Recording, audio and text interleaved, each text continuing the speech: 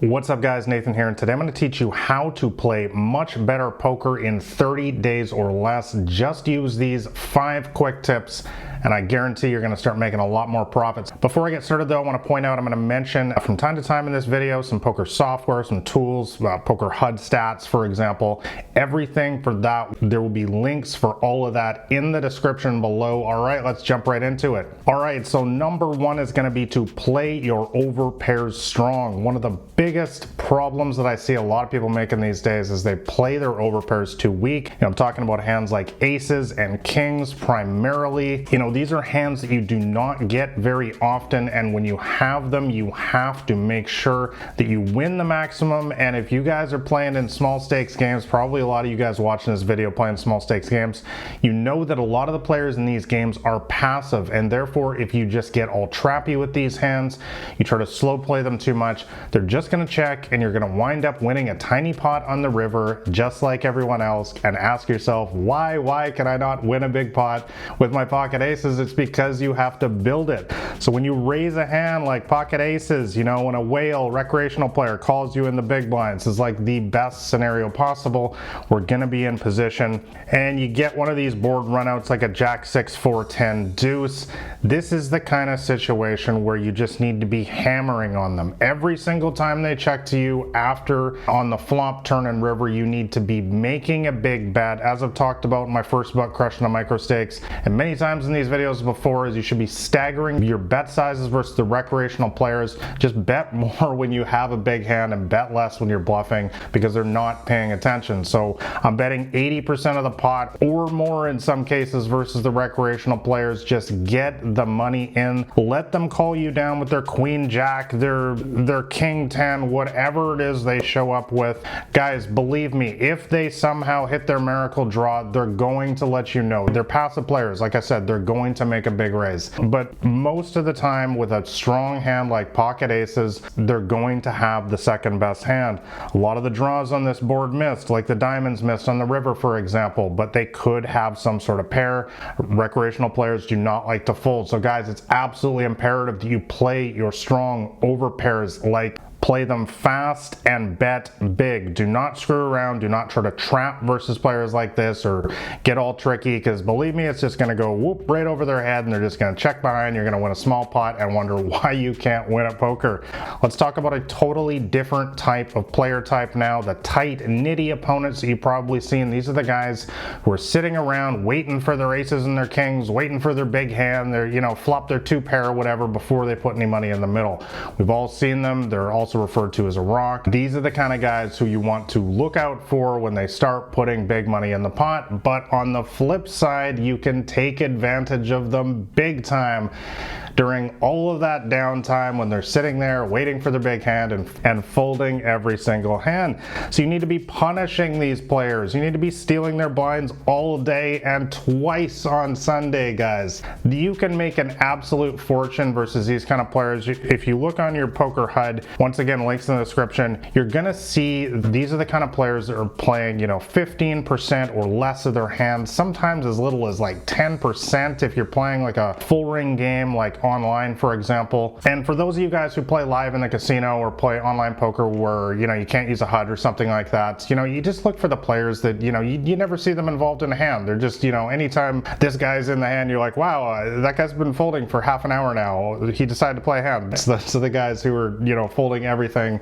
except really strong hands. So how do we win a lot versus these guys? Just steal their blinds all day. Like I talk about in my latest book, The Micro Stakes Playbook, use a dynamic pre-flop opening strategy. If I see 2 nits in the blinds, for example, I'm going to raise like 6-5 suited under the gun or something like that. I'm going to change my pre-flop strategy depending on who is in the blinds, for example, because I know if there's 2 nits in there, they're going to just fold their hands and let me walk over them all day. Even if they do call, I'm going to of course have position on the flop, turn, and river, which is a massive statistically proven advantage, as we've discussed many times in these videos on the channel. By the way, make sure you guys are subscribed here so you never miss a poker video that I put out. But bottom line, guys, you need to punish these players. You need to lean on them constantly. If they call you on the flop, turn comes one of these nice scare cards like ace or a king on the turn. You want to be double barreling these cards. I've got videos on the channel here talking about that. You know, bottom line, guys, lean on these players hard, because these are the kind of players that are just sitting around waiting for the nuts, and they will not put significant money into the middle without that. So these hands are the exact opposite of the recreational player we just talked about.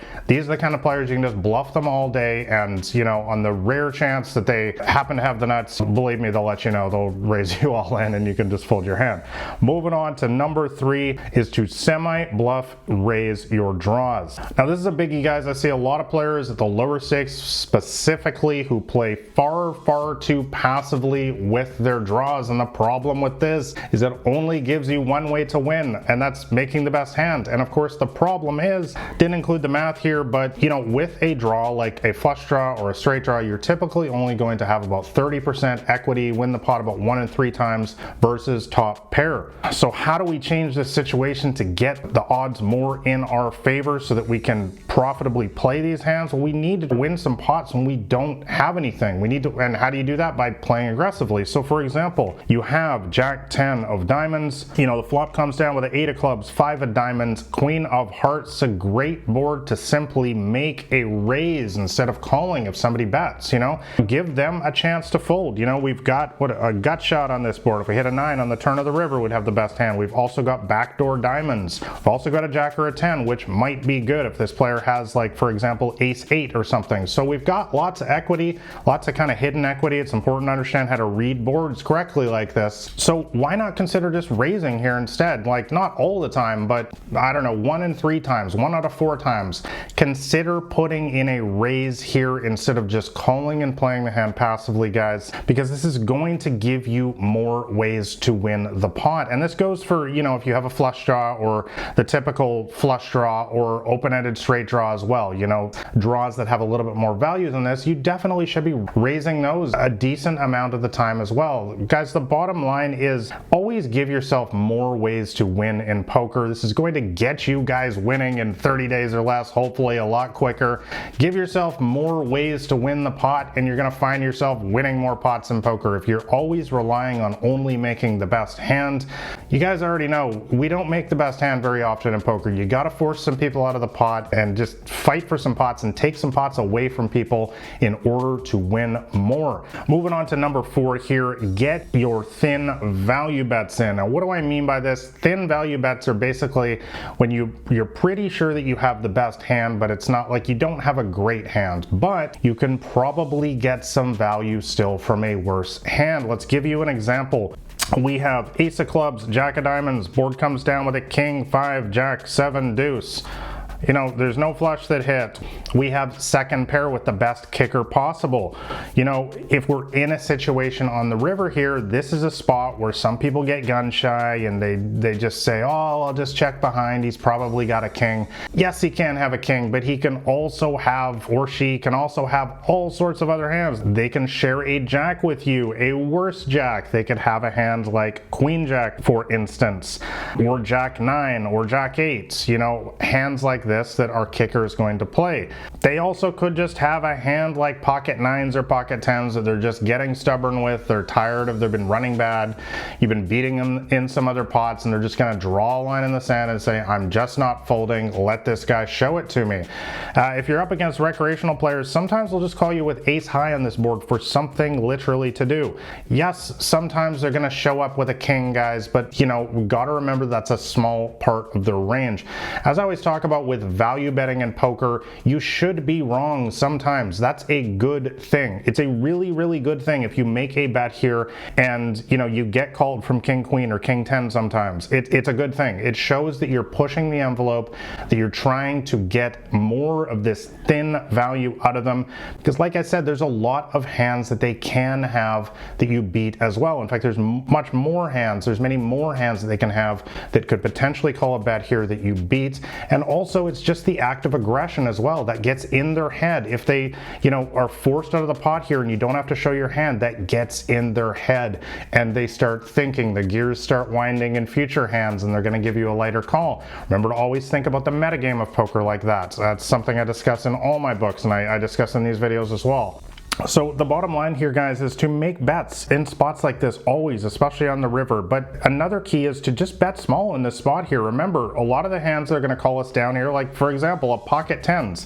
Pocket tens is not going to call a full pot size bet here, but they might call 30% of the pot. They definitely might look you up with an amount like that. So it's really important to size down in a spot like this. I talk about this in Modern Small Stakes, my second book, sizing down on the river with your value bets. A lot of times I go for just 30% of the pot, 40%. When I'm in a situation like this where I'm making a thin value bet and I'm really trying to just get a call, a crying call from an ace high or a pocket nines or something like that. Lastly, in this situation, once again, if you're using a poker head, look for players who have a went to showdown percentage of 25% or more, because these are typically the players, maybe actually if you're playing six max, maybe about 30% or more, because typically these are the players who like to go to showdown a lot. So these are the players that I want to make a lot of thin value bets against. But honestly, it's fine to even make value bets against the nits here, the guys who were, went to showdown in the low 20s, for example, because once again, you're still getting that aggression and you're forcing them to fold, and that gets in their head, and they start thinking in later hands, oh, this guy's always bluffing me and stuff. Guys, aggression is always good in poker. When you have a situation like this on the river, you need to be getting these bets in. Never ever get gun shy in a spot like this. Let's move on to the final point here, which is don't bluff the fish. Guys, seriously, just don't do it. It's really a bad plan in almost all situations. This is where a lot of people get in trouble in smaller stakes games. In particular, is trying to force a square peg through a round hole. It's not going to work, guys. Fish, recreational players, as we lovingly refer to them as, they like to call a lot. They like to call with anything. They'll call you down with two napkins because they like the look of the napkins. Guys, they just play poker for fun. They often don't care about the amount of money involved. Often we're talking about very small amounts of money in small stakes games, same price as a Starbucks latte or something like that. They're not going to fold to your $3.67 bet on the river with your bluff. They're just going to call you down. So for example, you have a hand like ace king, and I know we all get frustrated in a spot like this because 2 out of 3 times when you have ace king, you're not going to hit anything. The board's 9-8, 5, jack 3, something like that, as you know, and the recreational players called you down the whole way. Guys, just check on the river here, in juxtaposition of the last example we're talking about, just to show you the comparison here. Don't bother trying to win this pot, especially against your recreational player, as we're talking about here. They're just not going to fold. They're going to call you with their 6-5. So not only are you going to lose money here, you're also going to get frustrated. This is a spot that sets a lot of people off on tilt. They get annoyed that somebody calls them here with, what is that, third, fourth pair, because that's what fish will do. That's what recreational players will do. They'll keep you honest. They love to play the sheriff role and so on. So guys, just don't bother. You're going to get called in a spot like this. If they somehow have a hand like ace queen or ace 10 that you beat on this board, you're still going to win at showdown anyways, because your ace king is going to play on this board. So guys, bottom line, just don't bluff the fish. It does not work in small stakes games. The whole point is to bet when you got a big hand against them. So anyways, guys, I hope that these 5 tips will help you out. I think that these are 5 of the most crucial things that I would suggest if you want to start quickly changing, improving your poker results in a short period of time, like 30 days or less. Guys, obviously, results in poker don't always come quick and easy. I need to make that abundantly clear before I get some angry comments below about the title of the video. But guys, I just really think that if you focus on some of the core fundamentals like I discussed in this video, I think really all of these are just core fundamentals, especially of a winning small stakes poker strategy, you're going to have a lot more success. And if you are disciplined enough to keep getting in there each day, learning more, by the way, like I said, subscribe to the channel here if you want to learn, keep learning the consistent strategy to beat these games. I'm putting out videos every single week. If you just keep applying this knowledge again and again, try not to tilt too much. I've got a lot of mental game videos as well, talking about that. It's extremely important. I think you're going to have a lot better results at the table. But anyways, that's it for this one, guys. I hope it was helpful. Let me know your thoughts on these 5 strategies in the comments below. And like I said, make sure you're subscribed to the channel and also shove all in on that like button if you found anything helpful in this video at all. I appreciate you guys. Lastly, make sure you grab a copy of my free poker cheat sheet if you want to learn tons more. That will be the top link in the description below. I'll catch you guys next time. This has been Nathan Williams with BlackRain79.com.